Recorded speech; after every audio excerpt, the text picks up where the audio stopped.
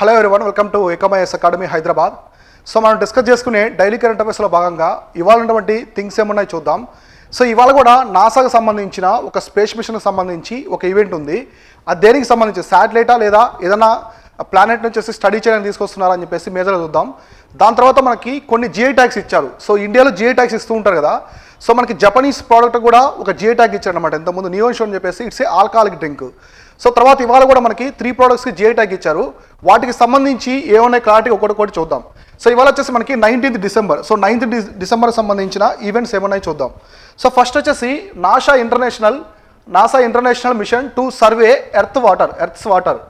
So ఇక్కడ చూడండి, ఇది ఎర్త్కి సంబంధించింది అనమాట. సో మన ఎర్త్ వాటర్కి సంబంధించి నాసా అనేది ఒక మిషన్ తీసుకొచ్చింది. మేజర్గా మనం చూసుకుంటే ఓషన్ బాడీస్ చూడండి, ఓషన్ బాడీస్ లార్జెస్ట్ బాడీస్ అనమాట. మనకి పసిఫిక్ ఓషన్ ఉంది కదా. సో ఎంటైర్ మనకి మొత్తం కాంటినెంట్స్ మొత్తం కూడా 7 కాంటినెంట్స్ని మనం ఒక పసిఫిక్ ఓషన్లోనే ఇంక్లూడ్ చేయొచ్చు అనమాట. అంత పెద్దది పసిఫిక్ ఓషన్.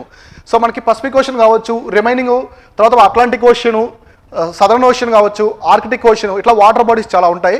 అసలు వాటర్ అనేది ఎలా ఫామ్ అయింది ఎర్త్ మీద అని అడుగుతూ ఉంటారు కదా. సో మనకి కాంటినెంట్స్ కంటే కూడా ముందే వాటర్ అనేది ఫామ్ అయ్యాయి అనమాట. సో మనకి హిమాలయన్ చూడండి, హిమాలయాస్లో ఫస్ట్ ఫామ్ అయింది రివర్స్ తర్వాత హిమాలయస్ అనేవి ఫామ్ అయ్యాయి. సో హిమాలయస్ ఎలా ఫామ్ అయ్యాయి, మనకి ఇరోషను ప్లేట్స్ ఉంటాయి కదా. మనకి ఈ ఎర్త్ అనేది ప్లేట్స్ ఉంటాయి అనమాట, major plates minor plates. So ఎప్పుడైతే ఇండో ఆస్ట్రేలియన్ ప్లేటు ఇరోషియన్ ప్లేట్ని ఢీకొట్టిందో అక్కడ టెథిస్ మహాసముద్రం ఒకటి ఉన్నది. ఆ మహాసముద్రం అనేది కంప్లీట్గా మునిగిపోయింది అనమాట. మొత్తం వచ్చేసి అక్కడంతా కూడా ఆ డెబ్రిస్ వల్ల మునిగిపోయి 2 ప్లేట్స్ అనేవి హిట్ అవ్వడం వల్ల హిమాలయస్ అనేవి ఫామ్ అయ్యాయి. ఎగ్జాక్ట్లీ అలానే మనకి ఓషన్స్ అనేవి చాలా ఉన్నాయి. కొన్ని మనకి మధ్యధరా సముద్రం చూడండి, మెడిటేరియన్ సీ కావచ్చు, క్యాస్పియన్ సీ ఉంది కదా. క్యాస్పియన్ సీ ఆల్మోస్ట్ రోజుకి డ్రై అయిపోతూ ఉందన్నమాట. సో వాటర్ అనేవి తగ్గిపోతూ ఉన్నాయి క్యాస్పియన్ సీలో. సో ఇట్లా వాటర్ గురించి కంప్లీట్గా ఒక మిషన్ తీసుకునే ఉద్దేశంతోనే నాసా అయితే ఈ మిషన్ తీసుకొచ్చింది. So NASA has launched the newest surface water and ocean topography swat. దీని పేరు వచ్చేసి స్వాట్ అని చెప్పేసి వాళ్ళు నేమ్ పెట్టారు ఈ మిషన్కి. చూడండి, surface water and ocean topography చాలా ఇంపార్టెంట్. స్వాట్ అని చెప్పేసి మీరు ఇదేదో ఆపరేషన్కి సంబంధించింది కాదు, ఎటువంటి మిలిటరీ ఆపరేషన్ సంబంధించినటువంటి స్వాట్ అనాలిసిస్ కాదనమాట. ఇది just a surface water and ocean టోపోగ్రఫీకి సంబంధించింది. Spacecraft to track nearly all the water on the surface of the earth. So ఇది ఒక స్పేస్ క్రాఫ్ట్ అనమాట. ఒక స్పేస్ క్రాఫ్ట్ ఇది ఎర్త్ మీద ఉండే మొత్తం, అంటే మనకి భూమి ఉపరితలం, సర్ఫేస్ అంటే ఉపరితలం కదా. సో భూమి ఉపరితలం మీద ఉండే మొత్తం వాటర్ వేస్ మొత్తం కూడా ఇది చెక్ చేస్తూ ఉంటుంది. తర్వాత it was launched atop a SpaceX rocket from the Space Launch Complex 4E at the California's Vandenberg Space Force Base. So ఇది స్పేస్ ఎక్స్ సంబంధించిన రాకెట్ ద్వారా దీని అయితే లాంచ్ చేశారు. ఎక్కడి నుంచి అంటే కాలిఫోర్నియాలో ఉండేటువంటి వెండర్బర్గ్ స్పేస్ ఫోర్స్ బేస్ నుంచి దీన్ని అయితే లాంచ్ చేశారు ఆ స్పేస్ క్రాఫ్ట్ని. తర్వాత it will remain operational for 3 years. So ఇది మొత్తం దీని యొక్క డ్యూరేషన్ ఎంత అంటే 3 years అనమాట. ఈ స్పేస్ క్రాఫ్ట్కి సంబంధించి ఎర్త్ మీద వాటర్ మొత్తం పరిశోధన చేయడానికి ఉండే ఈ స్పేస్ క్రాఫ్ట్ యొక్క డ్యూరేషన్ వచ్చేసి మొత్తం 3 years. ఏ మిషన్కైనా కూడా ఒక ఎక్స్పైరీ ఉంటుంది అనమాట. ఆ ఎక్స్పైరీ అయిపోయిన తర్వాత ఆ మిషన్కి టైం అనేది అయిపోతుంది. అట్లా దీనికి వచ్చేసి మొత్తం వచ్చేసి ఈ మిషన్కి 3 years అనేది వీళ్ళు డ్యూరేషన్ టైం అయితే ఇచ్చారనమాట కంప్లీట్గా. సో నెక్స్ట్ దీనికి సంబంధించి ఇంకా చూస్తే the surface water and ocean topography mission is a satellite altimeter jointly developed by the operated by NASA and CNEC. చూడండి ఇక్కడ నాసా ఒకటి, CNEC. సో CNEC అంటే ఫ్రెంచ్ స్పేస్ ఏజెన్సీ. సో ఇక్కడ మేజర్గా గుర్తుపెట్టుకోండి, ఫ్రెంచ్కి సంబంధించినటువంటి సపరేట్ స్పేస్ ఏజెన్సీ. ఇది యూరోపియన్ స్పేస్ ఏజెన్సీ కాదు, ఎక్స్క్లూజివ్గా ఫ్రాన్స్ కంట్రీకి సంబంధించినటువంటి French space agency in partnership with the space agency of the UK and Canada. ఇక్కడ చూడండి 4, ఇక్కడ వచ్చేసి మొత్తం జాయింట్ కొలాబరేషన్ ఉంది. ఇక్కడ మొత్తం జాయింట్ కొలాబరేషన్ ఉందన్నమాట. అంటే నాసా అండ్ CNES వచ్చేసి మొత్తం కంప్లీట్గా డెవలప్ చేసింది, అలానే ఆపరేట్ కూడా చేస్తూ ఉంటారు. దేంతో పార్ట్నర్షిప్ అయ్యి యూకే ఒకటి, కెనడాతో ఒకటి పార్ట్నర్షిప్ అయ్యి చేస్తున్నారు అనమాట. ఇది వచ్చేసి ఒక శాటిలైట్ ఆల్టిమీటర్ లాగా. సో కంప్లీట్గా ఎర్త్ మీద ఉండే వాటర్ని మొత్తం పరిశోధన చేయడానికి. తర్వాత the machines objective is to make the world's first ever global survey of the earth surface water. So ఇప్పటివరకు మనకి ఎర్త్ సర్ఫేస్ మీద ఉండే వాటర్ గురించి ఎటువంటి స్పేస్కి సంబంధించి ఎటువంటి కంప్లీట్గా రాలేదన్నమాట. ఇప్పుడు ఇండియాకి సంబంధించిన ఓషన్ సాట్ ఉంది కదా. సో ఓషన్ సాట్ అనేది మనకి సముద్రాల్లో ఉండే మినరల్స్ కావచ్చు, వాటికి సంబంధించి మొత్తం కూడా పరిశోధన చేస్తూ ఉంటుంది. అంతే తప్ప కంప్లీట్గా ఎర్త్ మీద ఉపరితలం మీద ఉండే మొత్తం వాటర్కి సంబంధించినటువంటి మొట్టమొదటి మిషన్ వచ్చేసి ఇదే అనమాట. So capable of observing the finer datas of the ocean surface topography. So ocean surface topography and measuring the changes in the terrestrial surface water bodies. So ఇక్కడ చూడండి, ఓషన్ సర్ఫేసే కాకుండా టెర్రెస్ట్రియల్ బాడీస్ కూడా, అంటే వీళ్ళు వచ్చేసి మొత్తం ఓషియన్సే కాకుండా ఇక్కడ ఓషియన్స్ ఓన్లే గాను ప్లస్ టెర్రైన్ వాటర్ కూడా అనమాట. సో టెర్రెస్ట్రియల్ ఉంది కదా, టెర్రెస్ట్రియల్ వాటర్ కూడా ఇది చెక్ చేస్తుంది అనమాట, అంటే భూమి మీద ఉండేది. సో మనకి ల్యాండ్ మీద ఉండే వాటరు అలానే ఓషియన్స్లో ఉండే వాటర్ రెండింటి మీద కూడా పరిశోధన చేయడానికి ఈ మిషన్ అయితే తీసుకొచ్చారు. ఇక్కడ మేజర్ గుర్తుపెట్టుకోవాల్సింది, ఈ మిషన్ని ఓన్లీ నాసాగా తీసుకురాలేదు, నాసా ప్లస్ CNES అనమాట, అంటే ఫ్రెంచ్ స్పేస్ ఏజెన్సీ పార్ట్నర్షిప్ ఇది UK అండ్ కెనడా. ఇది ఒక పాయింట్ గుర్తుపెట్టుకోండి. సో నెక్స్ట్ వచ్చేసి Panini code. So Panini code చాలా ఇంపార్టెంట్, కరెంట్ ఈవెంట్స్లో ఉంది. So 2500 years old Sanskrit retail. So మామూలుగా పాణిని తెలుసు కదా మీకు, మనకి అష్టాధ్యాయం అని చెప్పేసి ఒక బుక్ రాస్తాడు పాణిని. సో అష్టాధ్యాయం వచ్చేసి పాణిని రాసిన ఒక బుక్ అనమాట. ఇట్స్ ఏ గ్రామర్ బుక్, కంప్లీట్గా అది గ్రామర్ గురించి డిస్కస్ చేస్తూ ఉంటుంది. అందులో ఉండే కొన్ని కోర్సుని మన ఇండియాకి సంబంధించిన ఒక అతను అయితే ఒక PhD స్కాలర్ వచ్చేసి అతను కంప్లీట్గా దాన్ని డీకోడ్ చేశాడనమాట. ఆ మొత్తం కోడ్ అంతా కూడా డీకోడ్ చేసి సాంస్క్రిట్కి సంబంధించిన కొన్ని ఇంట్రెస్టింగ్ ఫ్యాక్ట్స్ అనేవి చెప్పాడు. అవేంటో చూద్దాం. So Indian PhD student Rishi Rajpopat. So Rishi Rajpopat has solved the Panini code. So ఈ released the thesis title in Panini we trust discovering the algorithm for rule conflict resolution in the Ashtadhyayi. So ఇక్కడ చూడండి, దీని మొత్తానికి ఇది వచ్చేసి నేమ్ అనమాట, కంప్లీట్ ఇక్కడ నుంచి ఇంతవరకు. In Panini we trust discovering the algorithm for rule conflict resolution in the Ashtadhyayi. So ఇక్కడ మేజర్ గుర్తుపెట్టుకోండి, ఏన్షియంట్ ఇండియాలో అష్టాధ్యాయ రాసింది ఎవరంటే పాణిని, మహాభాష్య వచ్చేసి పతాంజలి. సో ఈ రెండు చాలా ఇంపార్టెంట్, ఎందుకంటే నెంబర్ ఆఫ్ టైమ్స్ రిపీట్ అయ్యాయి. UPSCలో మనకి ఏన్షియంట్ హిస్టరీ నుంచి ఎక్కువ టైమ్స్ రిపీట్ అయింది వచ్చేసి ఒకటి అష్టాధ్యాయ్. సో అష్టాధ్యాయ రాసింది ఎవరంటే పాణిని. సో పాణిని, ఇంకోటి వచ్చేసి మహాభాష్య. సో మహాభాష్య వచ్చేసి పతాంజలి. సో ఇప్పుడు ఈ అష్టాధ్యాయ బుక్ అనేది ఏంటంటే చూడండి, this thesis has decoded as the problem that was the source of perplexity for Sanskrit scholars for the centuries. మామూలుగా ఈ బుక్లో రాసినటువంటి కోడింగ్ అనమాట. సో సాంస్క్రిట్ గురించి ఒక ఆల్గారిథంలో రాశారు. ఇప్పుడు మనం కంప్యూటర్ ఆల్గారిథం చూస్తుంటాం కదా, ఎగ్జాక్ట్లీ సేమ్ అలానే ఇక్కడ కూడా ఒక ఆల్గారిథం లాగా ఉందన్నమాట. ఈ పాణిని రాసినటువంటి ఇక్కడ స్క్రిప్ట్ చూడండి, మొత్తం కూడా స్క్రిప్ట్ అనేది ఎలా ఉందో ఇదంతా కూడా సాంస్క్రిట్ స్కాలర్స్కి శతాబ్దాల నుంచి కూడా ఎవరు కూడా దీన్ని కంప్లీట్గా డీకోడ్ చేయలేదన్నమాట. సో ఇతను పర్ఫెక్ట్గా డీకోడ్ చేసి కొన్ని విషయాలు అయితే ఇంట్రెస్టింగ్ విషయాలు కూడా చెప్పాడు. అవేంటో చూద్దాం. సో ఇతను వచ్చేసి PhD student Rishi Rajpopat. So చూద్దాం. So Panini is a famous Sanskrit scholar, physiologist and grammarian. చూడండి, ఆయన సాంస్క్రిట్ స్కాలర్ కాకుండా ఫిజియాలజిస్టు అండ్ గ్రామేరియన్, అంటే గ్రామర్కి సంబంధించినటువంటి ఎక్స్పర్ట్ అనమాట. He lived around the 5th century BCE in India and is consider the first descriptive linguist. So ఈయన వచ్చేసి మొట్టమొదటిసారి ఫస్ట్ డిస్క్రిప్టివ్ లింగ్విస్ట్ అని చెప్పేసి పిలుస్తారు. The western scholars considered him as the father of linguistics. So చూడండి, father of the linguist. So అంటే కంప్లీట్గా ఈయన గ్రామర్ని అయితే చాలా వరకు డెవలప్ చేశాడు. సాంస్క్రిట్ ఉంది కదా, సాంస్క్రిట్కి సంబంధించినటువంటి గ్రామర్ని ఎలా డెవలప్ చేశాడంటే దాంట్లో కొన్ని ఆల్గరిథమ్స్ తీసుకొచ్చాడు. అంటే అప్పట్లోనే ఆయన ఆల్గరిథమ్స్ ఫార్మేట్లో తీసుకొచ్చాడు. ఇప్పుడు ఇతను డీకోడ్ చేశారు కదా ఆల్గరిథమ్స్, ఎగ్జాక్ట్లీ ఈ ఆల్గరిథం ఎలా ఉందంటే సాంస్క్రిట్ గ్రామర్కి పర్ఫెక్ట్గా సూట్ అవుతుంది అనమాట. సో ఇతను డీకోడ్ చేసింది పర్ఫెక్ట్గా ఈ ఆల్గరిథం అనేది సాంస్క్రిట్కి సూట్ అవుతుంది. ఇప్పుడు డీకోడ్ చేసిన తర్వాత ఆ పాయింట్ అనేది అందరికీ తెలిసిందనమాట, ఎట్లాంటిది పర్ఫెక్ట్గా సూట్ అవుతుందని చెప్పేసి. ఇక్కడ చూడండి, ఈ పాయింట్లో చెప్పాను నీట్గా. ద అష్టాధ్యాయ్ ఇది one of the most important works of Panini. So Panini రాసిన బుక్స్లో వన్ ఆఫ్ ది ఇంపార్టెంట్ వచ్చేసి Ashtadhyayi. It is a grammar that essentially defines the ancient language of Sanskrit. చూడండి, దేనికి సంబంధించింది అంటే సాంస్క్రిట్కి సంబంధించింది. సో ఏన్షియంట్ లాంగ్వేజ్, సో మనకి గ్రీక్ కావచ్చు, లాటిన్, ఇలానే ప్రపంచంలో ఉన్నటువంటి అతి ప్రాచీనమైన భాషల్లో సాంస్క్రిట్ కూడా ఒకటి. Sanskrit along with Tamil. So Tamil కూడా one of the oldest language in India. So సాంస్క్రిట్తో పాటు ప్యారలల్గా కంటెంపరీగా ఉంటుందన్నమాట ఏది తమిళ్ కూడా. సో ఇక్కడ సాంస్క్రిట్లో అయితే ఈయన ఈ బుక్ రాశాడు. It has the 3959 sutras. So మొత్తం వచ్చేసి ఇందులో 3959 సూత్రాస్ ఉన్నాయి. ఇన్ ది 8 చాప్టర్స్, మొత్తం 8 చాప్టర్లు ఉన్నాయి. So each of these chapters are subdivided into 4 sections. ఒక్కో చాప్టర్ని మొత్తం వచ్చేసి 4 సెక్షన్స్గా డివైడ్ చేశారు. అంటే ఇదంతా కూడా ఆ బుక్కు సంబంధించింది. ఇప్పుడు ఇందా చూపించాను కదా నేను స్క్రిప్ట్ కొన్ని. సో ఈ స్క్రిప్ట్ ఉంది ఇక్కడంతా, ఇదంతా వచ్చేసి ఆల్గారిథం అనమాట. So related to the Sanskrit grammar, దాన్ని డీకోడ్ చేసి కరెక్ట్గా సూట్ అవుతుందని చెప్పేసి ఇతను దాన్ని పాసిబుల్ చేసినట్టు చూపించాడు అనమాట. ఎవరంటే సో ఇది వచ్చేసి రిషి రాజ్పోపా, PhD స్టూడెంట్ ఇతను. ఇక్కడ మేజర్ గుర్తుపెట్టుకోవాల్సింది అష్టాధ్యాయ్. సో అష్టాధ్యాయ్ అనేది పాణిని యొక్క సాంస్క్రిట్కి సంబంధించినటువంటి బుక్. సో తర్వాత 48th meeting of the GST council. So మనకి జిఎస్టీ కౌన్సిల్ జరుగుతుంది కదా, జిఎస్టీ కౌన్సిల్ సంబంధించినటువంటి బ్యాక్గ్రౌండ్ డేటా అంతా కూడా నెంబర్ ఆఫ్ టైమ్స్ నేను ఎక్స్ప్లెయిన్ చేశాను మన కరెంట్ ఈవెంట్స్లో. అక్కడ చూడండి, జిఎస్టీ కౌన్సిల్ అనేది ఇప్పుడు ప్రెజెంట్ 48వ ఎడిషన్ జరుగుతుంది మీటింగ్ అనేది. So 48th goods and service tax council meeting at the national capital Delhi as concluded without any decisions on highly anticipated GST update tribunal. So tax rate applicable and gutka and pan masala. So ఇక్కడ వచ్చేసి కొన్ని products మీద వేస్తారు, ఈ అవసరం లేదు. So ఇక్కడ మేజర్గా చూసుకుంటే జిఎస్టీ కౌన్సిల్ గురించి ఎస్పెషల్లీ మెయిన్స్లో చాలా ఇంపార్టెంట్. జిఎస్టీ కౌన్సిల్ యొక్క రోల్ కావచ్చు, వాళ్ళ డెసిషన్ మేకింగ్ కావచ్చు, ఇలాంటివన్నీ కూడా మేజర్గా అడుగుతూ ఉంటారు.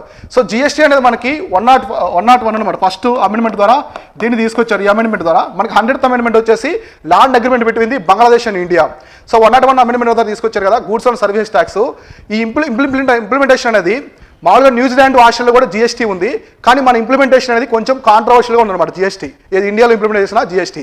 సో జిఎస్టీ అనేది ఏంటంటే జిఎస్టీలో చాలా ఇండైరెక్ట్ ట్యాక్సెస్ అన్ని కూడా మెర్జ్ చేసి చేస్తారన్నమాట. It's indirect tax and destination based tax. GST అనేది destination based tax, source tax కాదు. ఈ పాయింట్స్ వరకు గుర్తుపెట్టుకోండి. వీళ్ళు ఈ జిఎస్టీ కౌన్సిల్లో వచ్చేసి కొన్ని థింగ్స్ చూడండి. ఇక్కడ threshold limit of for launching the GST offences. ఎవరైనా జిఎస్టీకి సంబంధించి అఫెన్సెస్ కానీ చేశారంటే increase to the 2 crore except in the case of fake invoices. Fake invoice కాకుండా రిమైనింగ్ కేసుల్లో కూడా సో 2 కోట్ల వరకు కూడా వాళ్ళకి ఫైన్ అనేది ఉంటుందన్నమాట. సో అఫెన్సెస్ చేస్తే. నెక్స్ట్ వచ్చేసి 5% GST on ethyl alcohol. So ethyl alcohol మీద 5% జిఎస్టీ అని కూడా అప్లికబుల్ అవుతుందని చెప్పారు. So blended petrol decriminalised. So decriminalised certain offences of obstruction. So services by officers, failure of the supply information etcetera. అంటే ethyl alcohol ఉంది కదా, దానికి సంబంధించి ఎవరైనా సో బ్లెండింగ్ చేస్తూ ఉంటారు, అంటే పర్మిషన్స్ లేకుండా, గవర్నమెంట్ పర్మిషన్స్ లేకుండా, సో వాళ్ళు ఎటువంటి ముందుగా పర్మిషన్ తీసుకోకుండా చేస్తూ ఉంటారు కదా, ఇటువంటికి సంబంధించి కూడా అఫెన్సెస్ అనేది తీసుకుంటారు. తర్వాత ఈకామ్ పోర్టల్స్. సో మనకి ఈకామ్ పోర్టల్స్ తెలుసు కదా, అమెజాన్, ఫ్లిప్కార్ట్ ఇలా. సో దీనికి సంబంధించి can supply goods of the unregistered suppliers. So ఇప్పటివరకు కూడా మొత్తం మనకి రిజిస్టర్డ్ సప్లయర్స్ నుంచే గూడ్స్ అనేది మనకు పంపిస్తూ ఉంటారు. సో మనం అమెజాన్ బట్టి చూడండి, ఏదైనా ఒక మొబైల్ ఏదైనా కొన్నప్పుడు మన కింద వాళ్ళకి సంబంధించి రిజిస్టర్స్ అన్నీ ఉంటాయన్నమాట.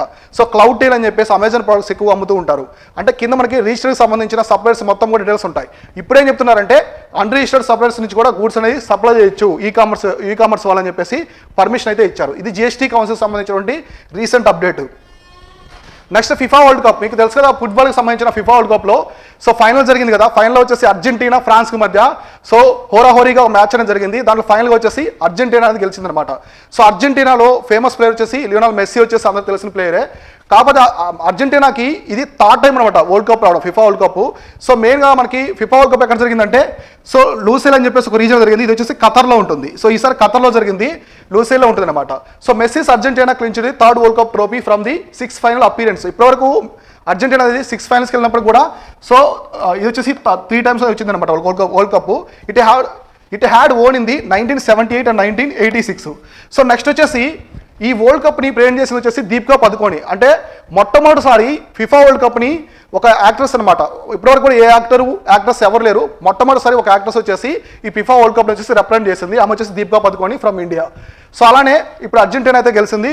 రన్నర్ అప్ ఎవరంటే ఫ్రాన్స్ అనమాట. ఫ్రాన్స్ మీద గెలిచారు. ఈ పాయింట్స్ గుర్తుపెట్టుకోండి జస్ట్ ఫ్యాక్ట్స్ పరంగా. సో నెక్స్ట్ వచ్చేసి చూడండి, gamosa, Tandur red gram. So Tandur red gram and Ladakh apricots. So వీటికి జిఐ ట్యాగ్ అనేది ఇచ్చారనమాట రీసెంట్గా. ఎక్కడి నుంచి అంటే అస్సాం నుంచి. ఇవి అస్సాం నుంచి వచ్చేసి వీటికి వచ్చేసి ఏమి ఇచ్చారంటే జిఐ ట్యాగ్ అనేది ఇచ్చారనమాట. సో జిఐ ట్యాగ్ చూడండి, ఇక్కడ మీకు తండూర్ రెడ్ గ్రామ్ కనిపిస్తుంది కదా. తండూర్ రెడ్ గ్రామ్ అనేది తెలంగాణకు సంబంధించినటువంటి సో రెడ్ గ్రామ్స్ ఉన్నాయి కదా మనకి, పల్సెస్ అనమాట అవి. సో ఇక్కడ చూడండి, ద అస్సాం గమోసా ఒకటి. నెక్స్ట్ వచ్చేసి తెలంగాణ తండూర్ రెడ్ గ్రామ్. సో తెలంగాణకు సంబంధించిన తండూర్ రెడ్ గ్రాము. నెక్స్ట్ వచ్చేసి Ladakh apricot. So apricot fruit ఉంది కదా, సో మనం స్వీట్ తింటూ ఉంటాం. సో కుర్బానికా మీఠా అని చెప్పేసి స్వీట్ తింటాం కదా, అది వచ్చేసి అప్రికాట్ ఫ్రూట్స్ ద్వారా చేస్తాడనమాట. సో ఈ మూటికి జిఐ ట్యాగ్ అని ఇచ్చారు. Variety are just few of the items that have received the geographical indication label from the government. So government నుంచి జిఐ ట్యాగ్ అనేది ఇచ్చారు. సో జిఐ ట్యాగ్ అనేది చూడండి ఎన్ని ప్రాబ్లమ్స్ ఉన్నాయో. The overall number of the GI has reached the 432 according to the statement made on the Wednesday by the ministry of business and industry. So commerce and industry. So ఇక్కడ చూడండి మనకి ఇక్కడ facts ఏంటంటే GI tag అనేది ఇండియాలో registry ఎక్కడ ఉందంటే చెన్నైలో ఉంది. సో రిజిస్ట్రీ వచ్చేసి చెన్నైలో ఉంటుంది. సో జిఐ రిజిస్ట్రీ వచ్చేసి చెన్నైలో ఉంటుంది. సో ఇక్కడ నుంచి మనం జిఐ ట్యాగ్స్ అనేది తీసుకుంటూ ఉంటాం. మనకు ఫేమస్గా ఆల్రెడీ నేను ఎంతమంది ఎక్స్ప్లెయిన్ చేశాను. జిఐ ట్యాగ్స్లో ఫుడ్ కేటగిరీలో మన ఇండియాలోనే మోస్ట్ పాపులర్ జిఐ ట్యాగ్ వచ్చేసి హైదరాబాద్ హలీం అనమాట. సో నెక్స్ట్ ఇలానే రిమైనింగ్ కూడా ఇచ్చారనమాట, ఒక కేటగిరీలు ఇచ్చారు. ఫుడ్ కేటగిరీలో అయితే హైదరాబాద్ హలీం అనేది మోస్ట్ పాపులర్ ఫుడ్ అనమాట, జిఐ ట్యాగ్ ఫుడ్. నెక్స్ట్ ఇలానే ఇప్పుడు వెరీ రీసెంట్గా ఇచ్చిన జిఐ ట్యాగ్స్ వచ్చేసి అస్సాం గమోసా ఒకటి, ఇది ఒక క్లాత్ టైప్ అనమాట, అది తెలంగాణ రెడ్ గ్రాము, లద్దాఖ్ అప్రికాట్కి ఇచ్చారు. తర్వాత మొత్తం 432 ఉన్నాయి.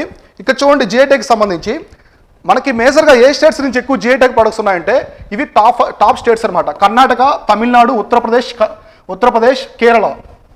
సో కేరళ ఈ స్టేట్స్ అయితే are the top 5. So top states with the greatest number of the GI tags. So మనకి తెలుగు స్టేట్స్లో కూడా చాలా ఉన్నాయి. ఇప్పుడు తెలంగాణ నుంచి అయితే ఫస్ట్ జిఐ ట్యాగ్ వచ్చేసి తెలంగాణ నుంచి పోచంపల్లి కావచ్చు, మనకి ఆంధ్రప్రదేశ్ నుంచి కూడా చాలా ఉన్నాయి. సో శ్రీకాళహస్తి, కలంకారీ కావచ్చు, తిరుపతి లడ్డు, ఇట్లా జిఐ ట్యాగ్స్ ఉంటాయన్నమాట. జిఐ ట్యాగ్ ఏంటంటే జాగ్రఫికల్ ఒరిజిన్ అనమాట. ఒక ప్రోడక్ట్ అనేది ఆ ఒరిజిన్లో ఆ ఏరియాలో బాగుంటుందని చెప్పేసి ఫేమస్ అనమాట. ఇప్పుడు కొన్ని మనం చూస్తుంటాం కదా, అట్లా మన కడక్నాథ్ చికెన్ కావచ్చు. కడక్నాథ్ చికెన్ అనేది ఇట్స్ బ్లాక్ చికెన్ అనమాట, బ్లాక్ కలర్లో ఉంటుంది. ఇది మధ్యప్రదేశ్లో చాలా ఫేమస్. ఇవి బయట కూడా దొరుకుతూ ఉంటాయి, కానీ ఆ లొకేషన్లోనే ఇవి ఒరిజినల్ అనమాట, చాలా క్వాలిటీగా ఉంటాయి అనమాట. ఇట్లా ఇంకొన్ని చూడండి జిఐ ట్యాగ్స్ కొన్ని వచ్చేసి చాలా స్టేట్స్ నుంచి కూడా ఇస్తారు. కొన్ని జిఐ ట్యాగ్స్ మనకి బంగనపల్లి మామిడి పళ్ళు అంటాం కదా, సో ఫ్రూట్ మ్యాంగోస్ ఉన్నాయి కదా, అవి తెలంగాణకి ఆంధ్రప్రదేశ్కి రెండు కలిపిచ్చారు. ఎందుకంటే తెలంగాణలో కూడా కొన్ని డిస్ట్రిక్ట్స్లో పండుతాయి అవి, అండ్ ఆంధ్రప్రదేశ్లో కూడా ఉంటాయి. సో బనగానపల్లి అనేది మేజర్గా it's a one of the area in Kurnool district అనమాట. ఆంధ్రప్రదేశ్లో ఉన్నప్పటికీ కూడా అవి రిమైనింగ్ తెలంగాణలో కూడా ఉంటాయి కాబట్టి ఇద్దరు కలిపి జిఐ ట్యాగ్ ఇచ్చారు. ఎగ్జాక్ట్లీ మనకి బాస్మతి రైస్ కూడా చూడండి, ఆల్మోస్ట్ మోర్ దాన్ 5 స్టేట్స్కి అయితే జిఐ ట్యాగ్ ఇస్తారు. జిఐ ట్యాగ్ అనేది ఒక స్టేట్లో ఒక రీజన్కి ఇవ్వాల్సిన అవసరం లేదు.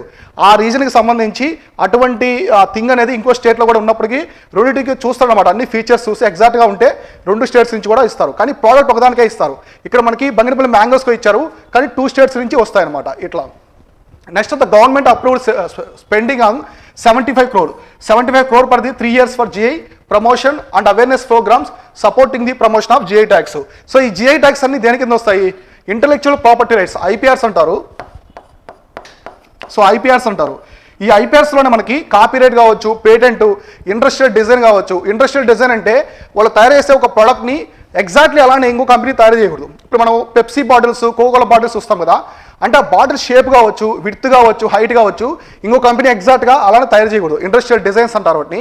ఇట్లా అలానే మనకి జాగ్రఫికల్ ఇండికేషన్ కూడా ఐపీఆర్స్లో వస్తుంది.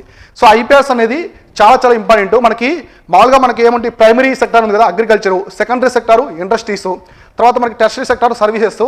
ఐపీఎస్ వచ్చేసిందంటే రీసెర్చ్ అండ్ డెవలప్మెంట్ ఉంది కదా, దాన్ని వచ్చేసి క్వార్టర్ సెక్టార్ అంటే పిలుస్తారు. 4th సెక్టార్గా ట్రీట్ చేస్తారు. దీన్ని వచ్చేసి రీసెర్చ్ అండ్ డెవలప్మెంట్ కాబట్టి 4th సెక్టార్గా ట్రీట్ చేస్తా. అంటే రీసెర్చ్ అండ్ డెవలప్మెంట్ మేజర్గా ఇందులో ఉంటుంది. సో ఐపీఆర్స్, ఈ ఐపీఆర్స్ మొత్తాన్ని కూడా ఎవరు మేనేజ్ చేస్తుంటారంటే మనకు వచ్చేసి WTO. So world trade organization మొత్తం దీని కింద, వరల్డ్ ట్రేడ్ ఆర్గనైజేషన్ కింద ఈ ఐపీఆర్స్ అన్ని కూడా ఉంటాయన్నమాట. సో నెక్స్ట్ వచ్చేసి India received the Rafale 36th and last aircraft from France. So మన ఇండియా వచ్చేసి అగ్రిమెంట్ చేసుకున్నది ఫ్రాన్స్తో. ఎప్పుడంటే 2016లో రఫేల్ ఫైటర్ జెట్స్ ఉన్నాయి కదా, అవి అగ్రిమెంట్ చేసుకున్నారు. మొత్తం 36 ఫైటర్ జెట్స్ రావాలని చెప్పేసి అగ్రిమెంట్ చేసుకున్నారు. ఆల్మోస్ట్ 60,000 crores ప్రాజెక్ట్ అనమాట ఇది. సో అందులో last one all 36 Rafale aircrafts delivered to India by France. So ఏ కంట్రీ నుంచి అంటే ఫ్రాన్స్ నుంచి తీసుకొచ్చారు with the last one. So మామూలుగా ఫైనల్గా మనకి లాస్ట్ వన్ అనేది ఇవే దగ్గరకు వచ్చి అక్కడ ఫ్యూయల్ నింపుకొని తర్వాత ఇండియాలో కూడా వచ్చేసింది అనమాట. India and France stuck in the intergovernmental agreement where in the Paris committed to pay 60,000 crore rupees for the 36 fighter jets. మామూలుగా వీటిలో వచ్చేసి ఒక పెద్ద స్కామ్ జరిగిందని చెప్పేసి దీన్ని సుప్రీంకోర్టులో వేశారనమాట. అందువల్ల చాలా వరకు లేట్ అయిపోయింది ఈ ప్రాజెక్ట్ అనేది ఇంప్లిమెంట్ అవ్వడానికి, లేట్ అయింది. ఓవరాల్గా వచ్చేసి మనకి 36 ఫైటర్ జెట్స్ అయితే వచ్చాయి. సో మేజర్గా ఇక్కడ చూడండి, ఈ పాయింట్ ఇంతకుముందు మనకి ఏపీఎస్సీ గ్రూప్ అని ఒకటి అడిగారు. ఈ రఫేల్ ఫైటర్ జెట్స్ అనేది ఏ కంపెనీ తయారు చేస్తుంది?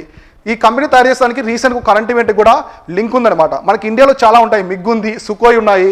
సో తర్వాత చినూకు, అపాచీ హెలికాప్టర్స్ ఇవి వచ్చేసి మనం ఎక్కడ తీసుకున్నాము, యుఎస్ఏ నుంచి ఇంపోర్ట్ చేసుకున్నాం. ఎగ్జాక్ట్లీ ఇలానే the Rafale is a 4.5 generation jet with long range 8 to air and 8 to ground missiles. So ఇది 8 to air 8 to ground రెండు మిసైల్స్ని లాంచ్ చేస్తారనమాట. As well as cutting edge radar, దీనిలో రాడార్ ఉంటుంది, cutting edge, electronic warfare capabilities కూడా ఉంటాయి. The aircraft's survivability is over 75% వరకు మొత్తం సర్వైబిలిటీ అనేది ఉంటుంది. And the French company Dassault Aviation. So ఇది ఇంపార్టెంట్, డసాల్ట్ ఏవియేషన్. సో ఏ కంపెనీ తయారు చేస్తుందంటే డసాల్ట్ ఏవియేషన్. ఇక్కడ చూడండి, మనకి ఒక 6 months బ్యాక్ పాలస్తీనా నుంచి కొన్ని మిసైల్స్ అనేది దాడి చేశారు ఇజ్రాయెల్ మీద. సో మిసైల్స్ అనేది దాడి చేసినప్పుడు ఇజ్రాయెల్ వాళ్ళు ఒక సిస్టమ్ అయితే యూజ్ చేస్తారు. అక్కడ వచ్చేసి ఐరన్ డోమ్ అనే ఒక సిస్టమ్ తీసుకొచ్చారు. ఈ ఐరన్ డోమ్ ఏం చేస్తుందంటే వాళ్ళు లాంచ్ చేసిన మొత్తం మిసైల్స్ మొత్తాన్ని కూడా సో డెస్ట్రాయ్ చేసింది అనమాట. అంటే అక్కడ పేలకుండా మొత్తం అవన్నీ క్షిపణులు వచ్చేసి డెస్ట్రాయ్ చేసింది. ఈ ఐరన్ డోమ్ని కనిపెట్టిన కంపెనీ కూడా Dassault Aviation. So Iron Dome అనేది జస్ట్ ల్యాండ్ మీద యూజ్ చేస్తారు. ఈ ఐరన్ డోమ్ కూడా డసాల్ట్ ఏవియేషన్ కంపెనీ వాళ్ళే కనిపెట్టారు. ఇది ఫ్రాన్స్కి సంబంధించిన one of the major company అనమాట, aviation company. So at the height of the war with China the Rafale entered. So ఇప్పుడు చూడండి, చైనాతో మనకి స్టాండ్ అప్స్ జరుగుతూ ఉన్నాయి. గల్వాన్ వ్యాలీ దగ్గర కావచ్చు, ప్యాంగ్సాంగ్ సో లేక్ దగ్గర కావచ్చు, నెక్స్ట్ ఇంకా మనకి కొన్ని హాట్ స్ప్రింగ్స్ అరుణాచల్ ప్రదేశ్లో తవాంగ్ దగ్గర, ఇక్కడంతా కూడా చైనీస్ ఆర్మీకి మనకి మధ్య స్టాండ్ ఆఫ్ జరుగుతూ ఉన్నాయి కదా. ఇటువంటి టైంలో ఇండియాకి రఫేల్ జెట్స్ రావడం అనేది సో చైనా కూడా కొంచెం భయంగా ఉంటుంది అనమాట. సో బ్రహ్మోస్ మిసైల్ కావచ్చు, అగ్ని 5. సో అగ్ని 5 మిసైల్స్ సంబంధించి రీసెంట్గా అది ఆల్మోస్ట్ 5000 కిలోమీటర్స్ అనమాట. So more than 5000 kilometres long range missile. అంటే మొత్తం బీజింగ్ అంతా కూడా కవర్ చేస్తుంది అది. ఈ మిసైల్ ఇండియా నుంచి మనం అరుణాచల్ ప్రదేశ్ నుంచి లాంచ్ చేస్తే ఎంటైర్ చైనా మొత్తాన్ని, రీజన్స్ మొత్తాన్ని కూడా ఆక్యుపై చేస్తారు అనమాట. అంటే మిసైల్ అనేది అంత లెంత్ వరకు వెళ్తుంది కాబట్టి చైనా కూడా థ్రెట్గా భావిస్తుంది అనమాట. అంటే మనకు నైబరింగ్ కంట్రీ అనేది సో మనకు ఆర్మ్స్ అండ్ అమ్యునిషన్ కావచ్చు, మిసైల్స్ ఇట్లాంటివి డెవలప్ చేస్తుందంటే ఖచ్చితంగా థ్రెట్గా భావిస్తారు ఇట్లా. సో ఇది వచ్చేసి రఫేల్ జెట్కి సంబంధించినటువంటి ఇన్ఫర్మేషన్. సో ఇవి వచ్చేసి వాటి డైలీ కరెంట్ అఫైర్స్. రేపు ఇంపార్టెంట్ డైలీ కరెంట్ అఫైర్స్ ఏమున్నాయో ఒక్కోటి క్లారిటీగా డిస్కస్ చేసుకుందాం. Thank you all.